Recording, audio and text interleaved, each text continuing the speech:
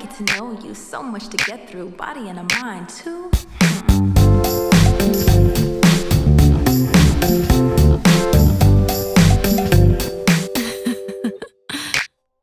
Beim Online-Dating sollte man sich eigentlich frei von Erwartungen machen, denn es geht primär darum, erstmal Menschen kennenzulernen. Egal wie toll man miteinander schreibt, ob es wirklich Klick macht, merkt man dann irgendwann. I dealt with expectations because I learned, after going on dates, after making more friends than like romantic interest, it was like have no expectations and just look to connect.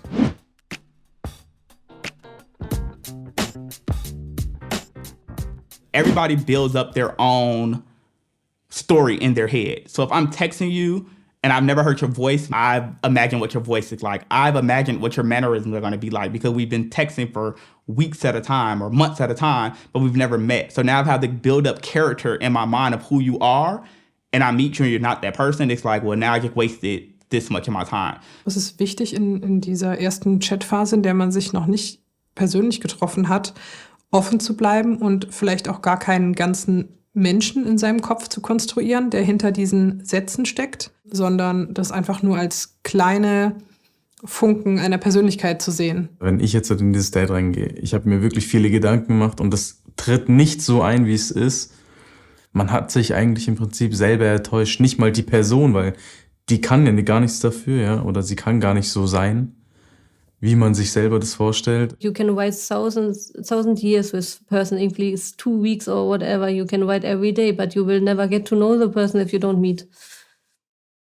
Ever thought about the difference between meeting people online and in real life? Sociologist Eva Illouz talks about how in real life we are able to use our senses and intuition to decipher an overall impression about someone. While online, we are limited to what others display and rely more heavily on our fantasies. Our brains easily piece together this full picture of a person based on our wishes and expectations. And these fantasies and projections that manifest in our minds become bigger, more elaborate, more precise, and more utopic. Inevitably, going into a date with such high expectations can set us up for disappointment. Be careful of falling for an idea of someone. Meet sooner rather than later to avoid investing unnecessary mental and emotional energy.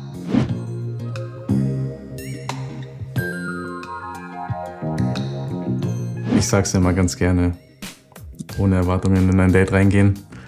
So kann man auch nicht enttäuscht werden. Ich habe bei Dates gar keine große Erwartung, weil ich denke, das macht mir sehr viel Druck. Und ich finde, diese Erwartung, wenn ich eine hätte, spiegelt sich auch auf mein Gegenüber wider und könnte ihn auch in eine gewisse Art Erwartungsdruck versetzen. Ich bin dann irgendwann dazu übergegangen, mich einfach auf einen schönen Abend zu freuen, jemand Neues kennenzulernen, interessante Geschichten zu hören. You might find really cool friends. You might find the love of your life. You might find someone who's in need of your perfect skill that you're able to do really well and like you fit into their life perfectly, right?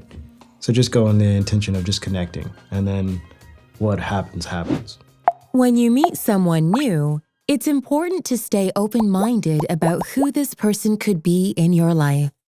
Sometimes we draw a huge circle that represents all of our many expectations. When you think closely about this, you'll quickly realize that this circle will always be too big for anyone to fill it. If you already predetermine what the circle looks like before getting to know someone, you could miss out on seeing their full potential of who or what they could be in your life. The sad truth is, when nobody seems to fit into your circle, it can feel easier to just move on to the next. You always hear about how people who date online regularly have a hard time committing because you're always on the app, there's always somebody else. And if you run out of people in your city, you can expand your radius. Es ist zu einfach, jemanden zu treffen und den auszutauschen. That makes it hard to really stay committed because there's always going to be something better. There's always going to be something that looks better. The grass is not always greener on the other side, but there's always going to be greener grass on the other side or on a side that now you're mad at me for one thing. You find somebody who's more attracted to me, so now you're going to talk to them. It just becomes too easy to like find the next person. And then actually it's not easy to find the next person, but it's easy to think that there's the illusion of there's so many other fish out in the sea, but all the fish in that sea are probably like jaded fish who are polluted in this like polluted sea, you know? So maybe you're just like fishing from a toxic polluted pond. I don't know.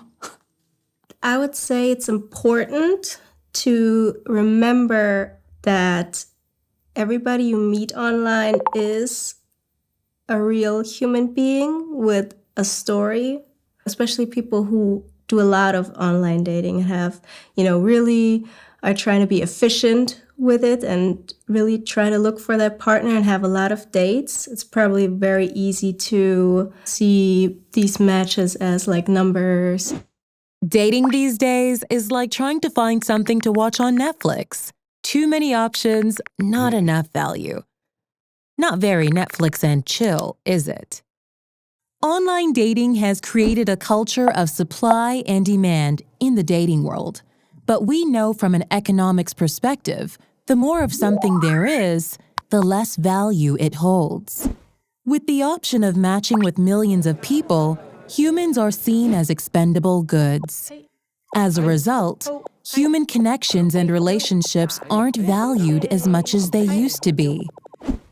We are left feeling like the grass is always greener on the other side, sometimes leading us to quit before even giving someone a real chance. Would you be open to trying something different? Next time you're unsure about someone, take a pause, cultivate patience, and be curious about the human right in front of you.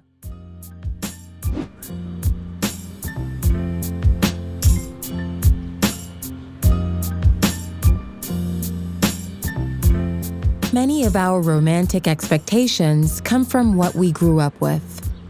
We picked up ideas about what love is and how to love from the adults in our lives, from movies, and from the media, often to our own detriment.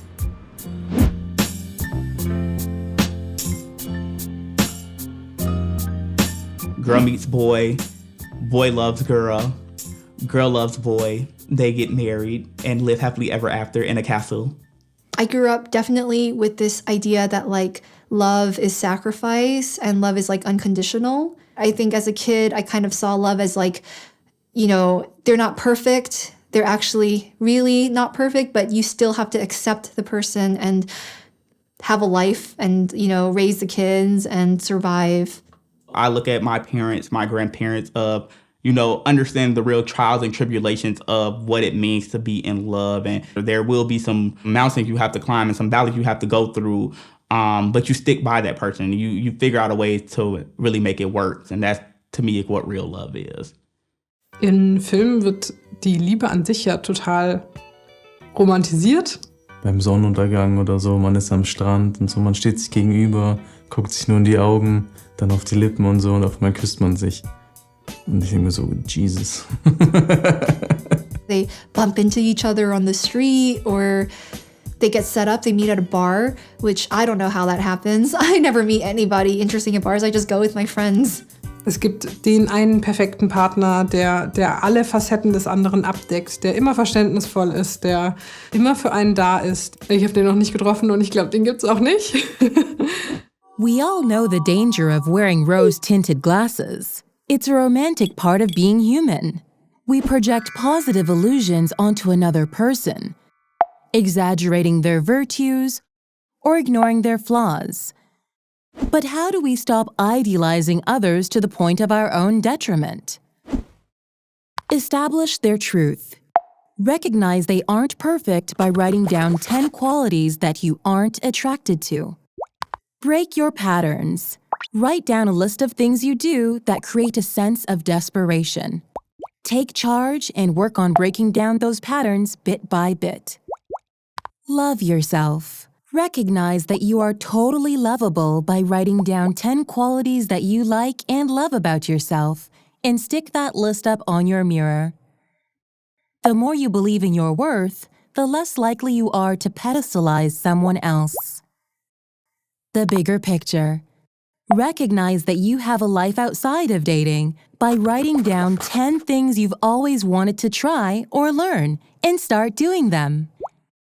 These 4 action steps build up your sense of self and will support in letting go of needing outside validation or obsessing over a potential partner.